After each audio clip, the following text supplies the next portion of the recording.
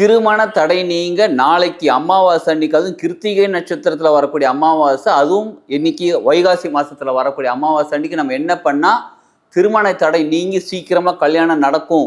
சில பெற்றோர்கள் கூட சொல்லிக்கிட்டு இருக்காங்க, என்னங்க என் பையனுக்கு என் பொண்ணுக்கு நான் ரொம்ப நாளா வரன் பார்த்துட்டு இருக்கேன், கிடைக்க மாட்டேங்குது. நானும் ரொம்ப நாளா கல்யாணம் பண்ணணும்னு ட்ரை பண்ணிட்டு இருக்கேன், எனக்கு கல்யாணமே ஆக மாட்டேங்குது, பொண்ணு கிடைக்க மாட்டேங்குது, மாப்பிள்ளை கிடைக்க மாட்டேங்குது, என்ன பண்றதுன்னு இந்த முடிச்சுட்டு இருக்கீங்களா? உங்களுக்கான பதிவு தான் இது. இதை பாருங்க. இதுல சொல்லக்கூடிய பரிகாரத்தை நீங்க பண்ணுங்க. நிச்சயமாக 28 நாளுக்குள்ள உங்க வீட்டுல ஒரு நல்ல விஷயம், ஒரு சுமூகமான ஒரு நல்ல ஒரு கல்யாணத்துக்கான ஏற்பாடு ஆரம்பிச்சிடும். சரி, 28 நாளுக்குள்ள எப்படிங்க கல்யாணம் முடியும்னு கேட்கலாம். கல்யாணம் நடந்து முடியுதோ இல்லையோ அதற்கான விஷயங்கள் நடக்க ஆரம்பிச்சிடும். ஒரு சுமூகம் உங்களுக்கே டிஃப்ரெண்ட் தெரியும். 18 தடவை சொல்லுங்க. சொல்லி முடிச்சுட்டு அமைதியாக உட்காந்துக்கோங்க. உங்கள் அழகான வாழ்க்கை துணை நல்லா இருக்காங்க, உங்கள் லைஃப் எப்படி இருக்குது, உங்களுடைய வாழ்க்கை எப்படி இருக்குது கல்யாணத்துக்கு அப்புறம், அது அப்படியே 28 days ஆர் 1 monthக்குள்ள அந்த கல்யாணத்துக்கான நிகழ்வுகள், பொண்ணு பார்க்கறது, அமையிறது, ஏதோ ஒரு விஷயம் நடக்குங்க. நடந்த கல்யாணம் சிறப்பாக நடக்கிறதுக்கான வாய்ப்புகள் அங்கே கிரியேட் ஆகும். சிலருக்கு பொருளாதாரத்தினால கல்யாணம்லாம் எப்படிங்க, பணம்லாம் தேவைப்படுதுன்னு நீங்கள் நினைக்கலாம். இல்லை சிலருக்கு அமைய மாட்டேங்குது. எந்த சுச்சுவேஷனாக இருந்தாலும் சார் அந்த சுச்சுவேஷன்.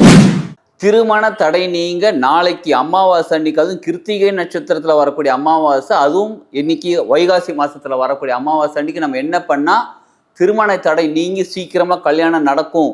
சில பெற்றோர்கள் கூட சொல்லிக்கிட்டு இருக்காங்க, என்னங்க என் பையனுக்கு என் பொண்ணுக்கு நான் ரொம்ப நாளா வரன் பார்த்துட்டு இருக்கேன், கிடைக்க மாட்டேங்குது, அமைய மாட்டேங்குது, அமைஞ்சாலும் அது சரியில்லை இது சரியில்லைன்னு சொல்றாங்க, என்ன பண்ணுறதுனே தெரியலங்க.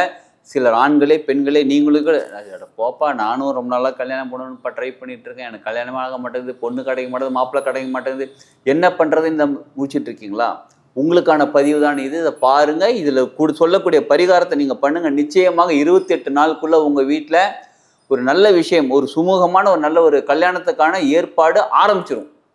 சரி, 28 நாளுக்குள்ள எப்படிங்க கல்யாணம் முடியும்னு கேட்கலாம். கல்யாணம் நடந்து முடியுதோ இல்லையோ அதற்கான விஷயங்கள் நடக்க ஆரம்பிச்சிடும். ஒரு சுமூகம் உங்களுக்கே டிஃப்ரெண்ட் தெரியும்னு வச்சுக்கோங்களேன். சரி, என்ன பண்ணணும்னு கேட்குறீங்களா? நல்லா கவனிச்சுக்கோங்க. கிருத்திகை அப்படின்னா முருகருக்கு உகந்த நாள், அதுவும் அமாவாசை அன்னைக்கு. அமாவாசை ஸ்பெஷல், யாருக்கு? முன்னோர்களுக்கான ஸ்பெஷல். ஏற்கனவே நான் அமாவாசை பற்றி நிறைய விஷயம் சொல்லியிருக்கோம். மத்தியானம் மணிக்கு பகல் 12 மணிக்கு நீங்கள் தலைவாழை இலை போட்டு உணவுகள் போட்டு நீங்கள் முன்னோர்களை மனசார ப்ரே பண்ணிக்கோங்க. முன்னோர்கள்கிட்ட மன்னிப்பு கேட்டுக்கோங்க. முன்னோர்களை மனசார எங்களுக்கு ஆசீர்வாதம் பண்ணுங்கன்னு சொல்லுங்கள். இப்போ எதுவாக இருந்தாலும் என்னை மன்னிச்சிருங்க, ப்ளீஸ் என்னை மன்னிச்சிருங்க. மனம் உருகி நீங்கள் முன்னோர்கள்கிட்ட ப்ரே பண்ணும்போது உங்களுடைய முன்னோர்கள் உங்களுக்கு ஆசீர்வாதம் பண்ணுவாங்க. ஏன்னா அமாவாசை அன்னைக்கு நம்ம முன்னோர்கள் நம்ம இருக்கக்கூடிய பிளேனுக்கு வருவாங்க. சரி, ஓகே, இது நார்மலாக பண்ணுறது ஏற்கனவே தெரிஞ்சிருக்கும் உங்களுக்கு. இதை பண்ணிக்கோங்க. பண்ணிவிட்டு இப்போ முன்னோர்கள் ஆசீர்வாதம் பண்ணிட்டாங்களா? Okay, done. நீங்கள் செஞ்சுட்டாதான் முன்னோர்கள் ஆசீர்வாதம் பண்ணுவாங்க. மனசார உருகி கேட்கணும். சும்மா கடமைக்காக தலைவாழை இலை போட்டு அப்படியே உணவெல்லாம் வச்சுட்டு ஓகேப்பா நான் வேலை பண்ணுறேன்னு சொல்லி அப்படியே போய்ட்டுக்கூடாது. ஃபோன் எடுத்துகிட்டு லேப்டாப் எடுத்துகிட்டு அப்படியே போய்டக்கூடாது. மனசார மன்னிப்பு கேட்டுவாங்க. சரி, ஓகே, அது பண்ணிட்டீங்களா? அடுத்தது ஈவினிங் 6 மணிக்கு முன்னாடியே என்ன பண்ணுங்க, முருகருக்கு உகந்த செவ்வரளி பூ, அப்படிலாம் சிகப்பு கலர் ரோஜா பூ, இதெல்லாம் கிடைக்கிறது கஷ்டமாக இருக்குது. மல்லிகைப்பூ மனசார வாங்கி வச்சுக்கோங்க. வாங்கும்போது மனசாரப்பா முருகா உங்களுக்காக நான் வாங்குறப்பா அப்படின்னு சொல்லி மனசார வாங்கி வச்சுக்கோங்க. வாங்கிட்டு வச்சுருங்க. முன்னாடியே எல்லாத்தையும் ஏற்பாடு பண்ணி வச்சுருங்க. 7 அகல் விளக்கு, சரிங்களா? 7 அகல் விளக்கு வாங்கி வச்சுக்கோங்க. முன்னாடியே வாஷ் பண்ணி க்ளீன் பண்ணி ரெடி பண்ணி வச்சுக்கோங்க. நெய் வாங்கி வச்சுக்கோங்க. 7 திரி வாங்கி வச்சுக்கோங்க. ஒரு தீப்பெட்டி வாங்கி வச்சுக்கோங்க. ஏற்கனவே திரிலாம் இருக்குங்க, தீப்பெட்டி இருக்குன்னா ஓகே, பரவாயில்ல. எல்லாத்தையும் ரெடி பண்ணி வச்சுக்கோங்க. அப்புறம் அரிசி மாவில் கோலம் போடணுங்க, சரிங்களா? அரிசி மாவில் கோலம் போடுறதுக்கு அந்த அரிசி மாவை ரெடி பண்ணி வச்சுக்கோங்க. எல்லாமே ரெடி பண்ணி வச்சுட்டு உங்கள் வீட்டில் முருகர் ஃபோட்டோ இருக்குது அப்படி இல்லை முருகர் சிலையே இருக்குது அப்படின்னா முருகரை முன்னாடி வச்சுக்கோங்க. வச்சுட்டு அவங்களுக்கு பூ போட்டு அலங்காரம்லாம் பண்ணிவிடுங்க. எப்போ ஒரு 5:50க்குலாம் இதெல்லாம் ஸ்டார்ட் பண்ணிவிடுங்க. எல்லாம் அலங்காரம்லாம் பண்ணிவிட்டு முருகருக்கு முன்னாடி வீட்டில், சப்போஸ் எங்கள் வீட்டில் ஷெல்ஃபில் தாங்க இருக்குது அப்படின்னாலும் பரவாயில்ல, நீங்கள் கீழே உட்காந்துக்கோங்க. இல்லை எங்கள் வீட்டில் கரெக்டாக எங்கள் பார்க்குற மாதிரி இருக்குனாலும் பரவாயில்ல, முருகருக்கு கீழே, அப்படி முருகர் உங்கள் நேரில் இருக்கிற மாதிரி தான் ரொம்ப பெட்டர். இல்லை முருகருக்கு கீழே உட்காந்துக்கோங்க. உட்காந்துக்கிட்டு அருங்கோணம் போடணும். அருங்கோணம் அப்படின்னா ஒரு ட்ரையாங்கிள், அப்புறம் இன்வெர்டட் ட்ரையாங்கிள் போட்டுட்டு நடுவில் ஓம்னு எழுதிக்கோங்க. சுற்றியெல்லாம் என்ன பண்ணுங்க, அதை சுற்றி அருங்கோணத்தில் ஓம் கீழே நடுவில் எழுதிட்டீங்களா? சரவண பவ.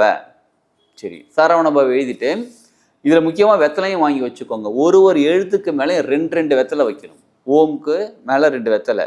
6 இடத்துல 2 வெத்தலை வச்சுட்டிங்களா சரவண பவவில்? இப்போ சரவண பவக்கு ஒரு எழுத்துக்கும் ஒரு அகல் விளக்கு வச்சுருங்க. வச்சுட்டு எப்படி இருக்குன்னு கேட்டால் எல்லாமே உள்நோக்கி இருக்கணும். தீபம் உள்நோக்கி எறிகிற மாதிரி இருக்கணும், சரிங்களா?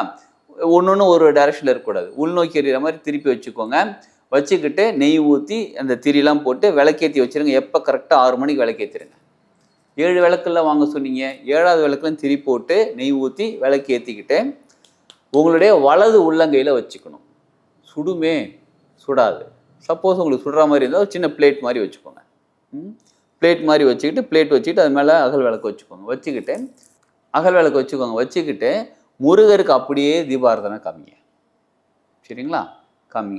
தீபாராதனை காமிச்சிட்டு கண்ணை மூடி, இந்த இன்னொரு கை இருக்கு பாருங்க, லெஃப்ட் ஹேண்டை சாதாரணமாக அப்படி தொட மேலே நேராக வச்சுக்கிட்டு நீங்கள் உட்காந்துருக்கீங்களே, அப்படியே கண்ணை மூடிக்கிட்டு உங்களுக்கு எப்படிப்பட்ட துணை அமையணும், எப்படிப்பட்ட வாழ்க்கை துணை உங்களுக்கு அமையணுன்றத மனசார மனம் உருகி முருகர்கிட்ட கேளுங்க.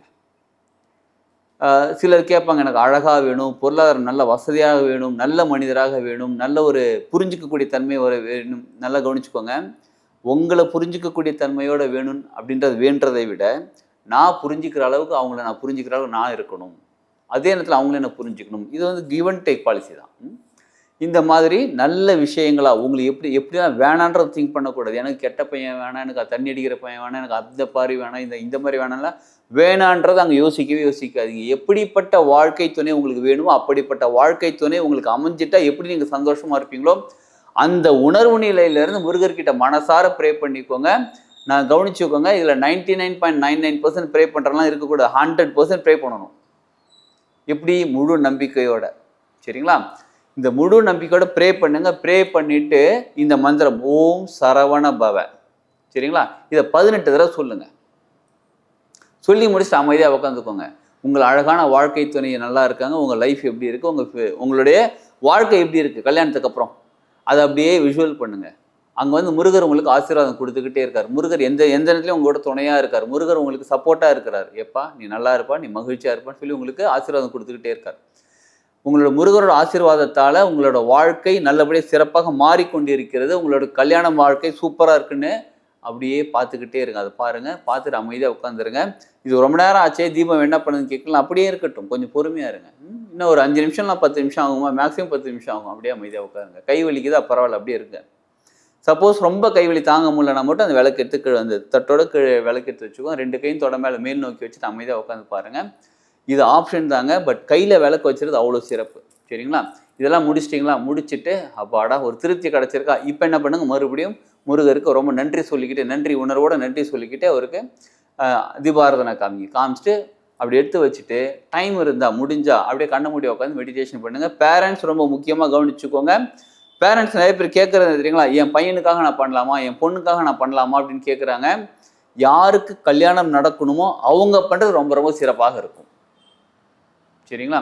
அவங்களுக்கு நம்பிக்கையே இருக்க மாட்டேங்குது. கடவுள் பக்தியில் கடவுள் நம்பிக்கையில் கோயிலுக்கு வர சொன்னால் கூட வரமாட்டேன்றாங்க. இவனெல்லாம் எப்படிங்க செய்கிறது அப்படின்னு சொல்கிறீங்களா? அப்போ பேரண்ட்ஸ் பண்ணலாமா அப்படின்னு கேட்டால் பண்ணலாம். பெஸ்ட்டு எதுன்னு கேட்டால் அவங்க செய்கிறது பெஸ்ட்டு. சரிங்களா? சரி, இதை செய்யுங்க. செஞ்சுட்டு நிச்சயமாக பாருங்கள், முருகன் அருளால் வித்தின் 28 days, மேக்ஸிமம் 1 month வச்சுக்கலாமா, வித்தின் 28 days ஆர் 1 monthக்குள்ளே அந்த கல்யாணத்துக்கான நிகழ்வுகள், பொண்ணு பார்க்குறது, அமையிறது, ஏதோ ஒரு விஷயம் நடக்குங்க. நடந்த கல்யாணம் சிறப்பாக நடக்கிறதுக்கான வாய்ப்புகள் அங்கே கிரியேட் ஆகும். சிலருக்கு பொருளாதாரத்தினால கல்யாணம்லாம் எப்படிங்க, பணம்லாம் தேவைப்படுதுன்னு நீங்கள் நினைக்கலாம். இல்லை சிலருக்கு வந்து அமைய மாட்டேங்குது. எந்த சுச்சுவேஷன் இருந்தாலும் சார் அந்த சுச்சுவேஷன் மாற ஆரம்பிக்கும். உங்கள் வீட்டில் ஒரு சுப நிகழ்ச்சி நடக்கிறதுக்கான சூழ்நிலை உருவாகும். முருகன் அருளால் எல்லாருமே சந்தோஷமாக ஜாலியாக ஹாப்பியாக இருங்க. கல்யாணத்துக்கான வாழ்த்துக்கள் அட்வான்ஸாகவே சொல்லிடுறாங்க, வாழ்த்துக்கள். இந்த பரிகாரம் செய்யுங்க, நிச்சயமாக உங்கள் வாழ்க்கையில் ஒரு நல்ல மாற்றம் ஏற்படும். வாழ்க்கை சிறப்பாக இருக்கும். வாழ்க வளமுடன்.